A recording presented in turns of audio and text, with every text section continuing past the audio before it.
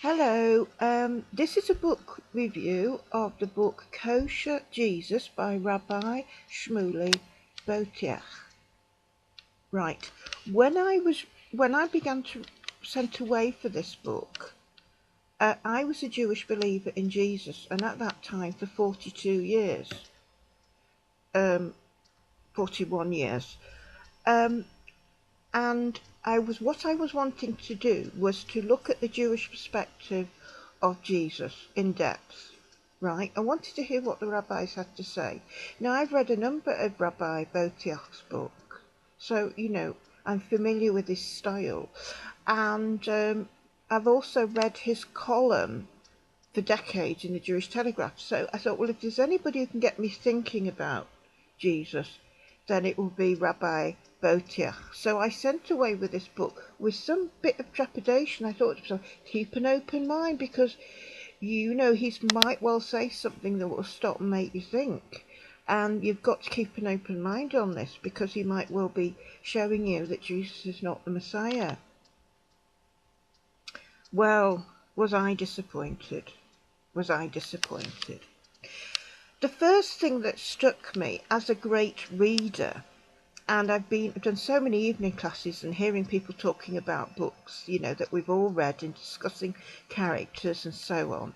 What struck me about this book, first of all, is I immediately quickly came to the conclusion that not are we on the same page, Rabbi Shmuley, but are we on the same book? Because I couldn't recognise this character Jesus from the Gospels. In other words, the way he had read and perceived this character and all about him in the Gospels, I couldn't relate to on any level. Now, I was a Jewish believer in Jesus for 41 years, and have I heard sermons about Jesus? Everything. From the 1970s, from Jesus being the hippie, the revolutionary, and then you move into different things. There's all sorts of trends. Then Jesus is political. Jesus is really political. He's into changing the world, and then you've got Jesus the homeless, because that's a reflection of what's going on in the world. People are homeless. Suddenly everybody's focusing on Jesus being homeless and nowhere to lay his head and everything. He sympathises with the homeless. And then you've got Jesus. What else? You'll have now the refugee. Everybody's going to be homing in on this. He had to be taken from Egypt, and he had to be taken and fled to Egypt, and he was a refugee. And they're always looking for something. Preachers, they've all got their own vision of Jesus. I think over my 42 years, I realise that people are actually reading into the character of Jesus and what he's saying. They're reading into what they want him to be. In other words, they want him to be political. They want him to be a revolutionary. They want him to be anti-establishment. They want him to be this, that, the other. And the way they perceive Jesus varies from person to person. In other words, everybody's got their own image of Jesus. And that's what I learnt over 40 years, especially hearing people talking about Jesus and all the sermons I've listened to, because they're all trying to find out the real Jesus. Who is this real person? What was he like? Now, according to Rabbi Shmuley, he's somebody that's misunderstood. He didn't quote any of the controversial statements that Jesus made that is contrary to Judaism, such as, I am the way, the truth, the life, no one comes to the Father but by me. He didn't quote anything like that which is against Torah, which is against Judaism. I and the Father are one. He didn't quote that. So he wasn't actually quoting Jesus. That's what struck me. He wasn't actually quoting him. Now, this is very, very clever of Rabbi Shmuley, because he would probably say, I could be wrong, is that, well, we don't actually know that he said any of those things. In other words, this is the writer just,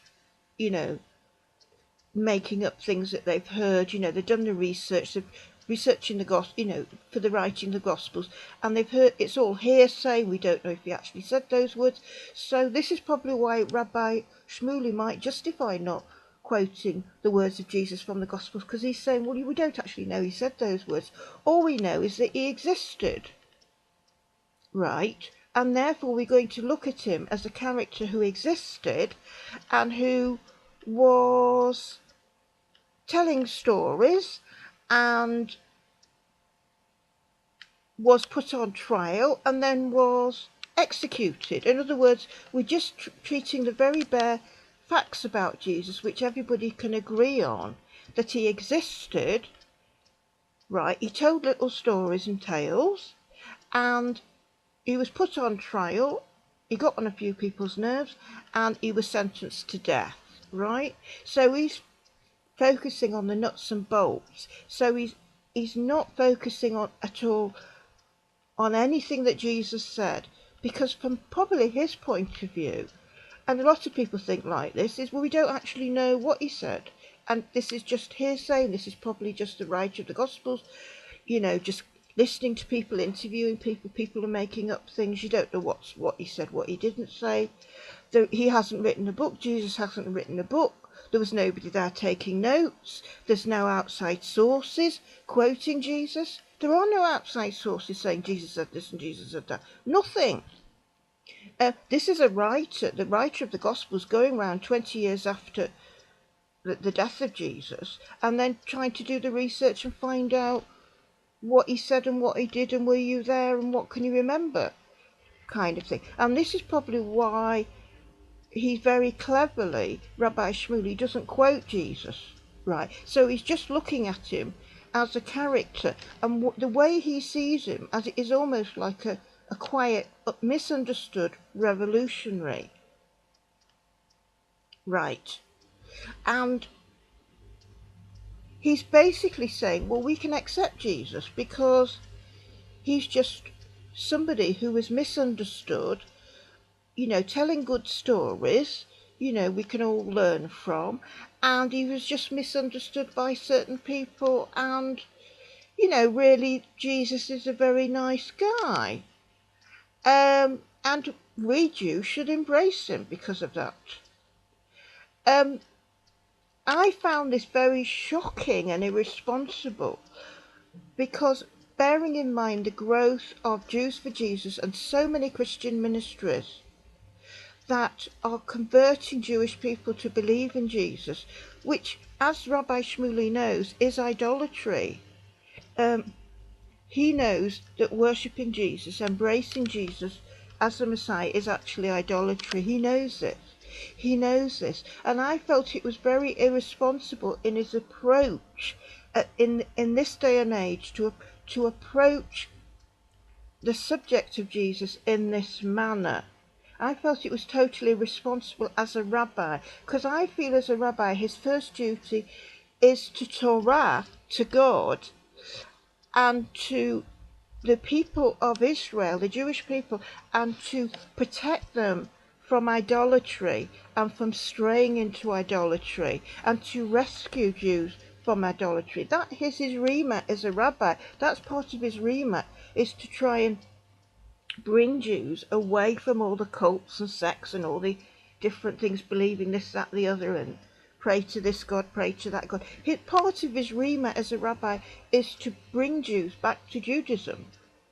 Not necessarily that they're going to be from Jews, very, very orthodox, but you want to be moving them away from idolatry. And what I would argue is, by this approach that the rabbi was using regarding Jesus, he was almost validifying it's okay, embrace Jesus. But if you embrace Jesus, you embrace every single thing that he said in the Gospels, which is what I've just quoted to you. One or two things that I've already quoted to you, which is against Torah. If you embrace Jesus, you embrace every single thing that he says that is quoted in the Gospels. Whether he actually said them or not is not the issue. The fact is, Christians and Messianic Jews believe he did say them. They do believe that Jesus said, I am the way, the truth, the life. No one comes to the Father but by me. They actually worship Jesus. They believe he is God in the flesh. And this is against Judaism. And I do think it was rather totally irresponsible of the rabbi to use this approach in the analysing of Jesus, because bearing in mind all that's going on, here am I, a Jewish believer in Jesus, reading it. I was disgusted as a believer in Jesus. I thought this is not good, because he's not arguing the position he should be taking as a rabbi. It's his duty to protect Jewish people from idolatry. And you might be saying, well, why are you thinking this? Because you already believed in Jesus. Yes, but I'm looking at it from his point of view as a rabbi. His job as a rabbi is to argue the case against Jesus. Don't embrace Jesus. Have nothing to do with this man, because this is a man who believes he's God. This is a man who thinks he's divine. This is a man who thinks he provides access to God. And this is evident in the Gospels. And you cannot take away the historical Jesus. You can't separate the Gospels and the figure of Jesus, which I think the rabbi was trying to do. He was trying to say you can embrace the historical Jesus. But what I would argue with the rabbi is the historical Jesus embraces all that we know or pertain is said about him, or he's quoted in the New Testament, right? There are no other sources but the New Testament, right? And if you're going to embrace Jesus, you're going to embrace everything that he's supposed to have said in the New Testament. Right, I've made that point. The second point, he's very clever, because he is clever. We know he's clever. He's smart. He calls the book Kosher Jesus. Well, if you want a book to stand out on the bookshelves, then give it the title Kosher Jesus. What I didn't like about that title was, I think as a rabbi, if he's going to do a book about Jesus and whether he is acceptable in Judaism or not, then he should have put Kosher Jesus ? In other words, he should have been, as a rabbi, raising the question, is Jesus kosher? Is he valid? Should you be having anything to do with him? Should you be having anything to do with him? If I said to Rabbi Shmuley, should I be having anything to do with prawns or bacon? He said, no, of course not. It's forbidden in Torah. Don't be having bacon. Don't be eating prawns. It's forbidden in Torah. So he certainly knows where he stands regarding bacon and prawns. But regarding Jesus, he's putting it as a statement at the front of the book. He's putting Kosher Jesus. And without putting a question mark, he is actually saying Jesus is kosher. And that is what even angered me as a Jewish believer in Jesus, because I was thinking, you are being so totally irresponsible as a rabbi to your people in the belief that you hold. You don't believe that Jesus is the Messiah. You don't believe the Jewish people should be having anything to do with Jesus, because you know it's idolatry. And yet you're putting on you're allowing a book to be printed in your name that says Kosher Jesus. You are making it as a statement of fact, just like you could just as well say prawns are kosher, pigs are kosher. What's the difference? If you put Kosher Jesus ? Or prawns ? Or bacon ? Then you're posing the question, obviously, are prawns kosher? Is bacon kosher? Well, of course we know what the answer is going to be. No, it isn't. And then the rabbi explains why bacon isn't kosher, why prawns aren't kosher. And this is what he should have done with Jesus, is he should have argued the case that Jesus wasn't kosher. And quite honestly, to waste his time, this book was a waste of the rabbi's time. It was a waste of time when you have Jewish people like me, as I was, believing in Jesus. He could have written a book that could have challenged me as a Jewish believer in Jesus for, at that time, 41 years. I should have been able to read a book about Jesus by Rabbi Shmuley that challenged me, that got me thinking, because that's why I bought the book originally. I thought, if anybody can make me think and get me really questioning and examining the case of whether Jesus is the Messiah, not, why not, all the rest of it, then it's going to be Rabbi Shmuley, because he is smart. He's smart. He's smart. I've read numerous of his books, and I was so disappointed, and I'm thinking, how is it that such a brilliant mind cannot even understand, that can use this approach, because he's choosing to discount completely any words of Jesus in this book. He's not quoting anything, and he's just treating him like a misunderstood revolutionary. And I think this is totally unacceptable, irresponsible as a rabbi, bearing in mind the growth, and it is growing all over the world now. More and more Jewish people are embracing Jesus. They're embracing Jesus. They're doing exactly what he's saying. But it's not like they're not embracing him like, oh, he's a historical figure who's very interesting. They're embracing him as God. They are worshipping Jesus. They're worshipping Jesus. This is a terrible thing. And Rabbi Shmuley does not want the Jewish people worshipping Jesus. I feel that Rabbi Shmuley has been, somehow, he's not standing firm enough on standing firm that to believe in Jesus as a Jew is not on. It's not on. It's totally, completely not on.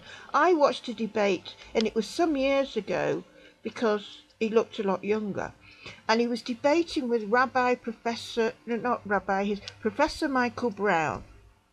And I was really shocked, because again, I'm a Jewish believer in Jesus, researching, listening to the debate, and I was shocked at Rabbi Shmuley. And a young man asked a very heartfelt question. He was a Jewish believer in Jesus, and it was obviously he believes he's on the right track. He believes it's legitimate to believe in Jesus. He believes he's the Saviour of the world. He believes he's the Messiah. He believes he's God. He's worshipping Jesus, and he's asking a question of the rabbi. And the rabbi is so sympathetic towards this Jewish young man who's obviously very genuine. But this young man is being misled. And the rabbi doesn't correct him as a rabbi should. He doesn't say to this young man, I know you're sincere in your belief, that you believe Jesus is the Messiah, that but I have to tell you as a rabbi, you are on the wrong track. This is what he should have replied to this young man. I'm sorry, young man, I can see you're genuine. I can see you're a lovely Jewish boy, but you are on the wrong track in believing in Jesus. And I would urge you to get back. I would urge you to go on Jews for Judaism and listen to the rabbis. You have been misled. Come to me afterwards. Let us get together and talk about this. You were on the wrong track, young man, in believing in Jesus. But he didn't do that. And I was disgusted. All you got from Rabbi Shmuley was he's slightly sympathetic to this young man. He's not being responsible. He's not being responsible. He's almost giving the okay to this young Jewish young man to continue believing in Jesus, when he could have said in a nice way, a gentle way, because he can have a very nice way about him. Listen, young man, you have been misled. You have been misled. And you need to come back to Judaism and meet with me afterwards, and we can talk, we can get together, but you are on the wrong track. It is his duty as a rabbi, the basic remit of any rabbi, of any part of Judaism, whether you're Reform, Orthodox, whatever you are, Conservative, whatever you are. One of your duties, if you find a Jew has strayed into idolatry, you have a duty to try and, even the most gentle way, to steer them back away from idolatry. Because no, Jew who believes in God wants any Jew to be worshipping an idol. Most Jews believe we're all, united. Most of us are united that we believe in one God, right? We believe in one God. We don't worship idols. God does not take flesh. We don't worship a man who claims to be God, who claims to be divine.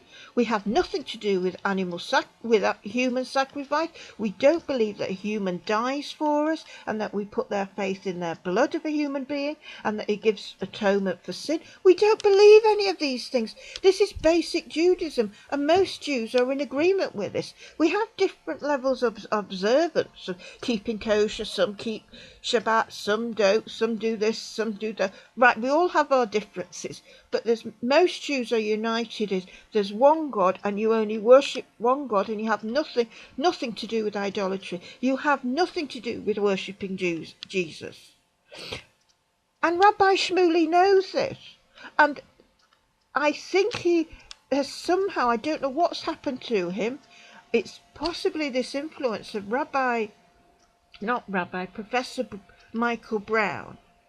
And again, I think he's being too schmoozy with Professor Brown. Okay, Professor Michael Brown is very clever academically, but really he should acknowledge and basically be saying publicly, listen, Professor, I respect your intelligence, you're a clever man, but you're a fool for what you're believing, because I would certainly say it to Professor, because as we all know, brilliant academic people can believe the most ridiculous, stupid things, and they can stray into idolatry.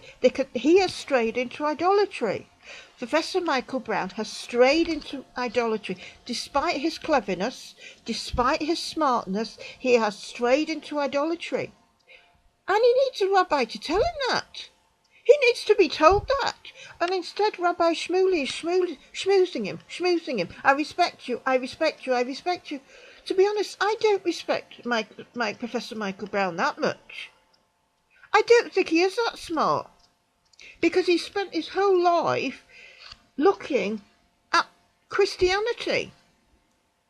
His faith is based on a spiritual experience. At the age of 16, Professor Brown went forward at the altar call and gave his heart to Jesus and had a spiritual experience, and on the basis of that spiritual experience he believed in Jesus, and he continued to believe in Jesus, and he investigated and researched Christianity, all about Jesus. What I would like to see is Professor Brown stop going to church. I would like him to take 2 years off, go to Israel and learn with the rabbis. That's what I would like to see Professor Michael Brown. Go back to his roots. Go back. He says Judaism is the root of Christianity. I want Professor Michael Brown to walk away from all this Messianic Judaism and Christianity and go and learn with the rabbis for 2 years. Start to learn properly, full time with the rabbis.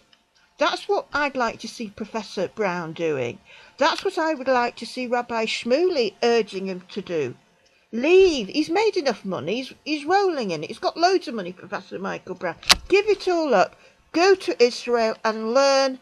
Learn in the land. Learn with the rabbis. Get to understand the roots of what your Judaism is all about for 2 years.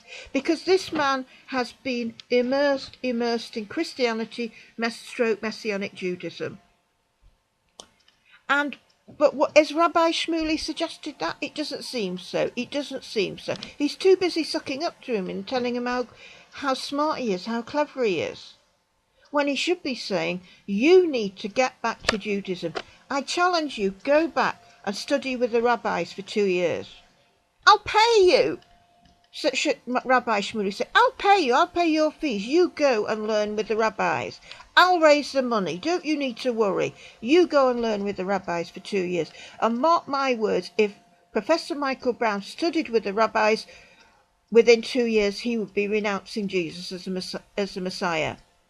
Because he hasn't done that. He's been immersed in Christianity for 42 years. And that's exactly the same time of length as I was submerged in Christianity. Exactly the same length of time. I would love to go to Israel and learn. I would love to do it.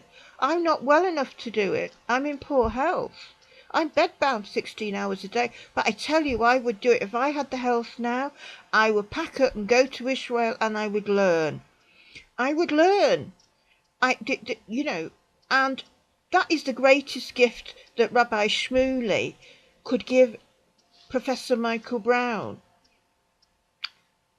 And I'm saying, what is so awful about this book, Kosher Jesus, is in no way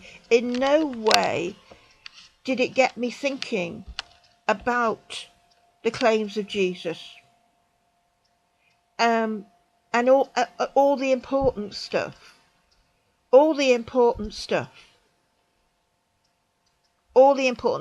There was only one thing that Rabbi Shmuley said that I thought was helpful, was when he talked about the fact of Pesach, Passover, where the Romans apparently had a tradition of releasing somebody at Passover, and Rabbi Shmuley argued the case that this was absolutely ridiculous, and that was a brilliant argument, and I'm totally on board with him, and I'm so glad he stated that, because the reality is this man Barabbas, that the Gospels claim the Romans released, was an insurrectionist. In other words, it's the equivalent of releasing ISIS. It's like Barack Obama releasing an ISIS suspect. Oh, I know. We'll kill Jesus, but we'll release an ISIS suspect. I mean, how ridiculous is that? Do you honestly believe that Rome would release somebody like Barabbas, who was known to be an insurrectionist, who was, violent, who was trying to overthrow the rule of Rome? There's no way they would release a man like that. That is absolute nonsense. And Rabbi Shmuley did argue and show very clearly that it was absolute nonsense. And he also showed very clearly that Pontius Pilate was no sweetie, that he is known historically to be brutal, to be a tyrant. So Pyrrhus was so wicked and cruel and such a tyrant that he had to be brought back to Rome. And even they were sort of disgusted. Rome was disgusted with Pilate. They was trying to get him to... They wanted him out of the land because he was trouble. But Pilate was so brutal, so vicious. He's going to have no compassion for anybody. So on that point alone, the Rabbi Shmuley did make a very good case, in that he showed very clearly that was absolute rubbish and nonsense about Barabbas, this tradition of Rome releasing somebody at Passover. Crazy, ridiculous nonsense. No government ever would do that. They're not going to release ISIS at Passover or Christmas Day. No way. It's just not going to happen, and it didn't happen in Roman times with Barabbas. And I would just like to say, I would like to see Rabbi Shmuley start speaking out against those missionary organisations who, in the process of bringing persecuted Jews from different continents of the world to Israel, who are trying to convert them in the process. And I would like him speaking out against that, clearly, succinctly, and tell them, stop doing it. They can give the money to Jewish agencies. If these Christians want to help Israel, they want to help the Jewish people, give the money to the Jewish agencies. But don't go bringing people to Israel and converting them to Jesus in the process. That is not on. I would also like the rabbi to campaign actively to stop missionary activity on the streets of Israel. That should not be happening. No way that should be happening. Jews for Jesus or anybody else should not be allowed to evangelize on the streets of Israel, because people have fought and died to get that country, Israel, for the Jewish people. And the reason why we have needed Israel so badly for the last 2,000 years is because of the followers of Jesus persecuting the Jewish people for 2,000 years. The Jesus followers persecuting the Jewish people. That's why we've needed the land of Israel. That's why we need the land of Israel. Because of the Christians who have persecuted us. That's why it was so urgent that we have the land, that we have our land back. to have a safe place for Jews to run to get away from these persecuting Christians, done in the name of Jesus. And I would say the New Testament is very much responsible for all the sufferings that have happened to to Jewish people by Christians. You know, I don't want to see Jesus being worshipped in the land of Israel. I want very few people worshipping the land of Israel, worshipping Jesus, and I really don't want them worshipping Jesus in the land of Israel. It's shocking. It's shocking. And I would like him to speak out and say, no more evangelism on the streets of Israel. I would make it an offence. An offence. No proselytizing on the streets of Israel. This is a Jewish country, and soldiers are not laying down their lives so that we have a Jesus nation. So the land of Israel is turning into a nation of Jesus worshippers. Please God, that will never happen. We don't want that to happen. And we're looking to the likes of Rabbi Shmuley to speak out and say this must not happen. He's got to decide whose side is he on. Is he on the side of Jesus, or is he not? Is he for him, or is he against him? I am against Jesus 100%. For 42 years I was for Jesus 100%. But I always said during those 42 years, if ever I realise that Jesus was not the Messiah, I will be totally 100% against him. Because this is not a man you can sit on the fence with. You're either for him or against him, because this man is setting himself up against God. It's idolatrous. It's idolatrous. And it's getting Jews to worship him. And God has said, you will worship me and only me. For I am the Lord your God, and you shall have no other gods but me. No other gods but me.